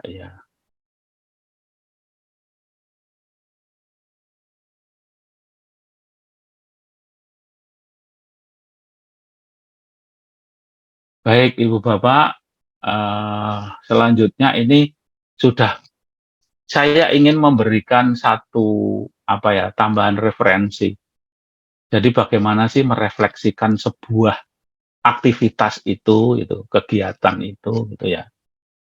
Ya, bahwa konsepnya refleksi itu penting untuk selalu dilakukan agar kita dapat kembali ya pencapaian yang dilakukan sekolah dalam hal-hal yang perlu untuk ditingkatkan dari berbagai aspek secara jujur dan berdasarkan bukti. Artinya bahwa faktanya kayak kita jujur menangkap fakta itu seperti apa. Kalau kita bandingkan dengan apa yang jadi tujuan, gap-nya seberapa. Nah, inilah fungsi refleksi. Kalau kita tidak melakukan refleksi, kita tidak tahu kita berada di mana. Refleksi dilakukan dalam rangka penilaian kekurangan saja, tadi yang saya singgung, bahwa kita tidak harus kekurangan semua, tetapi hal-hal yang menjadi keunggulan itu juga diharapkan bisa menjadi fokus refleksinya supaya ada motivasi. Tapi justru bersama-sama untuk mengapresiasi keberhasilan kecil atau besar yang sudah dilakukan, dan bagaimana bersama-sama mendiskusikan solusi kalau masih ada tantangan. Sehingga yang unggul itu terus dikuatkan, sementara yang tantangan itu perlu dicarikan jalan keluar. Nah, inilah refleksi itu dengan kerangka 4P. Ya, ada pengalaman, perasaan, pembelajaran, dan penerapan ke depan. P yang pertama bicara tentang pengalaman. Apa yang terjadi? Ya sudah, kita lihatlah. Fokus saja masih contoh yang terjadi di pembelajaran kita. Nah, faktanya bahwa asesmen awal belum bisa dilakukan. Yang kedua, pembelajarannya belum diferensiasi. Yang ketiga, penilaian atau asesmennya tidak sesuai dengan tujuan, belum sesuai dengan target dari tujuan itu. Udah. Objektif enggak itu? Nah, kita lihat apakah kondisi sesuatu tadi secara jujur kita lakukan benar kok itu. Kita bisa melihat ya, analisisnya seperti apa. Nah, kemudian deskriptif. Nah, itu bisa kita deskripsikan itu sebagai sebuah masalah. Karena apa? Karena kita secara kuantitatif dulu itu harus dilakukan. Sehingga kalau belum dilakukan, berarti itu tidak bisa dikatakan secara kuantitatif mencapai itu. Lah baru bicara secara kualitatif. Deskripsi kualitatifnya seperti apa? Apa manfaat kualitas yang bisa diperoleh dengan kita melakukan asesmen awal? Oh iya, ternyata anak-anak lebih tahu bahwa belajar itu kalau berada pada zonanya itu lebih semangat, tidak keberatan, tidak terlalu mudah. Nah, misalnya contohnya seperti itu. Itu baru kualitatif. Nah, itu pengalaman. Yang kedua, perasaan. Iya, ternyata saya ngajar dengan perbedaan seperti itu. Kasihan. Saya merasa empati saya muncul karena anak-anak selalu yang bisa itu hanya 4-5 orang. Sementara yang lainnya mereka belum dapat memahami itu. Ini kan bibit-bibit kegagalan. Iya, Sehingga kesedihan, perasaan, inilah yang harus kita coba munculkan. Terus pembelajaran apa yang bisa kita lakukan di sini? Mana yang lebih baik, mana yang masih menjadi tantangan. Yang terakhir, apa yang harus kita lakukan untuk yang tantangan maupun yang kelebihan. Barangkali itulah tahapan refleksi. Ini tambahan sedikit ya, supaya kita bisa merefleksikan itu. Nah, misalnya di satuan pendidikan yang kita bahas tadi, pengembangan bahan ajar, kurikulum, profil, dan seterusnya, apa yang menjadi kekurangan-kekurangannya. Terus direfleksikan bagaimana melaksanakannya, bagaimana respon murid. Nah, itu kan contoh-contoh kan. Nah, selanjutnya kita menyusun rencana tindak lanjut dari apa yang sudah kita susun refleksi itu. Baik Bapak Ibu, ya, penerapan ke depan ini ya kita mencoba langkah apa yang akan kita lakukan. Ini menjadi catatan-catatan dan inilah yang nanti bisa diwujudkan di sebelum tahun pelajaran baru menyusun kurikulum berikutnya, perencanaan berikutnya untuk kepentingan yang ada. Nah, skala prioritas ini ditentukan untuk apa? Untuk mencoba memprioritaskan mana dulu, tidak semua dilakukan secara bersama-sama. Kalau banyak, itu juga sulit untuk bisa dicapai. Nah, kita diskusikan, dan yang terakhir, ya itu semua diharapkan menjadi produk dari proses perjalanan kita 1 tahun. Maka dari itu, tantangannya, monggo, diskusikanlah antara ibu pengawas dengan sekolah dampingannya untuk refleksi ini, cobalah lakukan apa gitu ya. Apakah indikator ini kita coba buat, terus bagaimana menjalankannya. Nah, nanti bagaimana kurikulum kita. Nah, ini kan bisa jadi pembelajaran atau bisa jadi dasar bagi para pengawas untuk mendampingi di dalam menyusun perencanaan pada tahun depan yang akan dilakukan untuk implementasi kurikulum tahun kedua. Saya kira itu yang bisa saya sampaikan. Monggo kalau ada pertanyaan yang terakhir. Kalau masih belum, boleh WA Bufat, terus kita diskusi. Atau kita masih punya ruang di WA Group yang dibuat oleh dinas, monggo kalau di sana. Kalau ini masih ada yang mau dipelajari dulu, nah nanti sudah belajar, kita baru diskusi, monggo. Saya serahkan semuanya. Yang penting, sekali lagi, saya berharaplah ini bukan hanya pertemuan yang begini setelah temu selesai, tapi justru dengan pertemuan ini, kita ada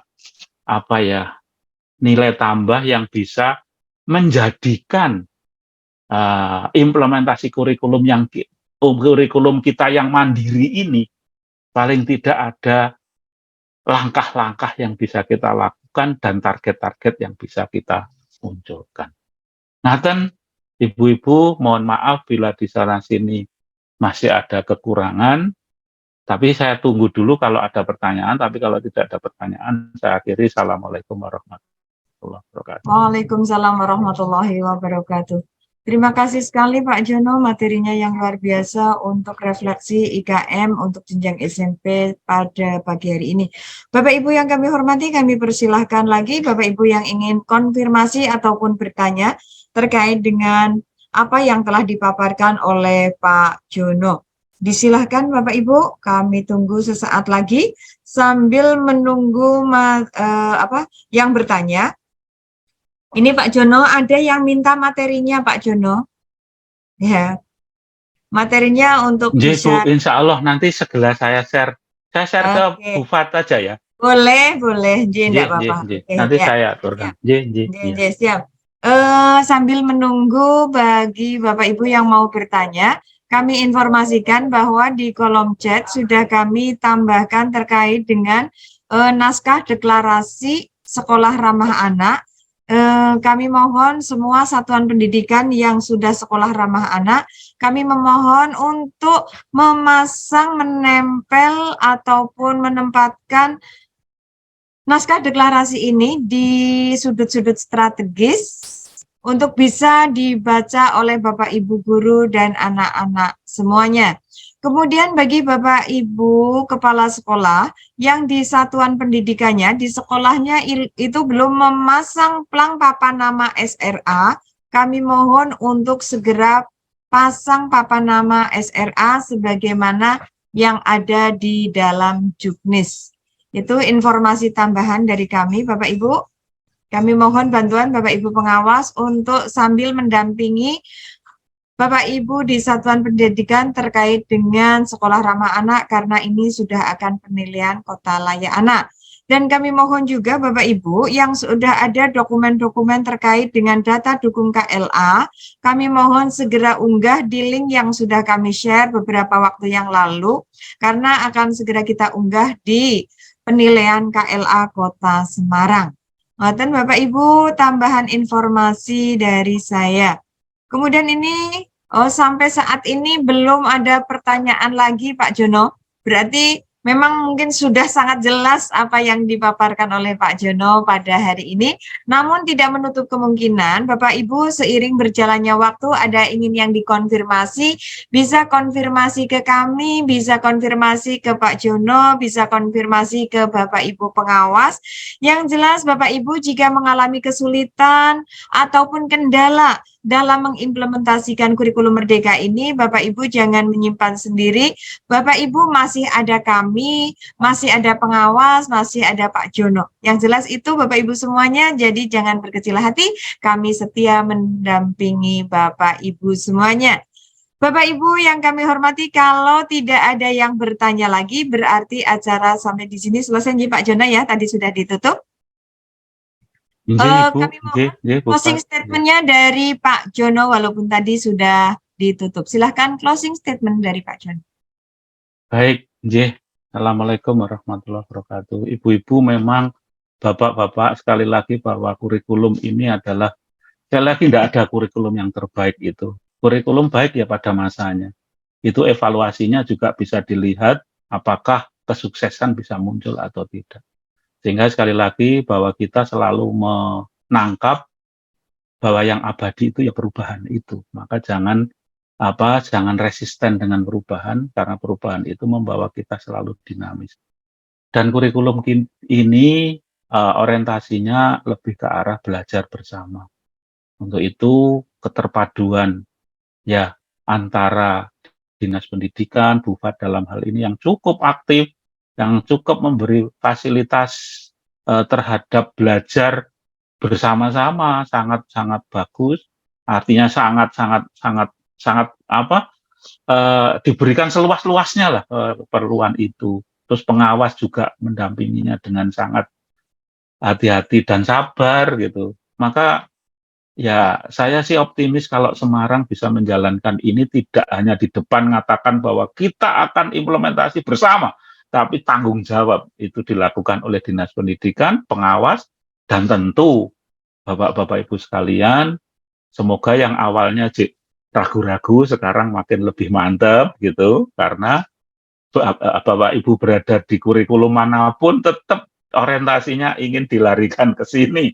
Kalau kita lihat permen yang terakhir di mana di situ ada kompetensi yang harus disesuaikan antara kurikulum 13 dengan yang ini, kan itu cenderungannya akan dibawa kita untuk ke kurikulum ini. Maka ya ayolah, daripada separuh-separuh ya kita bersama. Tetapi sekali lagi saya pun mohon maaf bila masih ada kekurangan di sana sini, tapi saya insya Allah ikhlas untuk membantu Dinas Pendidikan dan membantu Bapak Ibu sekalian untuk belajar bersama. Artinya nggak ada yang lebih tahu, karena semuanya juga belajar bersama.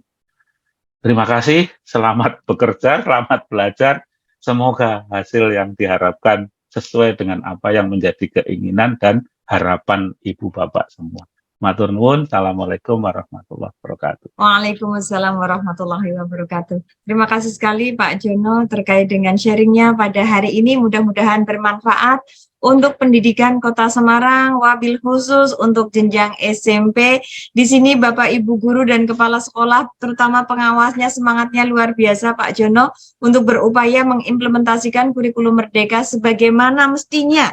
Walaupun di sana-sini terdapat kekurangan, tetapi kami tetap berupaya terus untuk mencapai sesuatu yang benar-benar dikehendaki dalam kurikulum merdeka ini. Bapak Ibu yang kami hormati, dengan selesainya closing statement dari Pak Jono, maka selesai pula lah kegiatan kita pada hari ini. Marilah kita akhiri kegiatan hari ini dengan berdoa sejenak sesuai dengan agama dan keyakinan masing-masing. Berdoa, disilakan.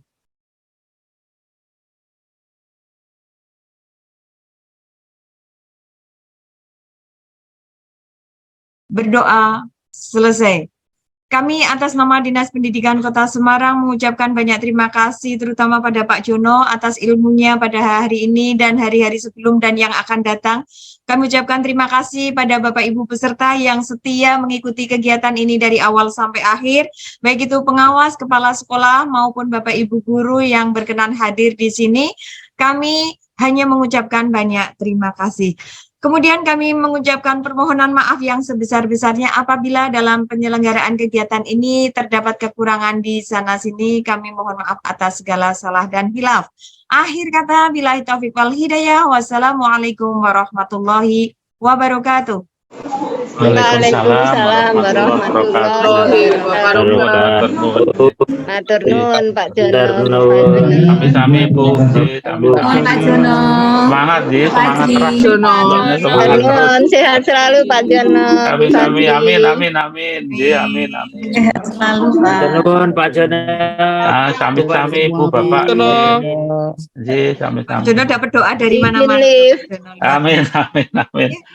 Matur nuwun Ji. Sehat selalu. Amin. Nyuwun izin Ji Bu Fat. Ji, siap Bapak. Matur sembah nuwun. Jadi sebut bertemu kurang materi ini. Nanti materi akan kami share lewat Suprayon nih Bapak Ibu karena ini Pak Jono. Oh iya. Matur suwun Mbak Patri, cantik. Terima kasih Bu Patri. Sehat. Thank you very much. Wah, hayune ra karo-karan. Oh, walaupun jarak jauh ke lho Mbak Ani ketok tetap dari sini. Orang pasang foto. Pasang foto tetap ketok ayu ya. Matur suwun, Assalamualaikum. Izin kami end ya. Ya,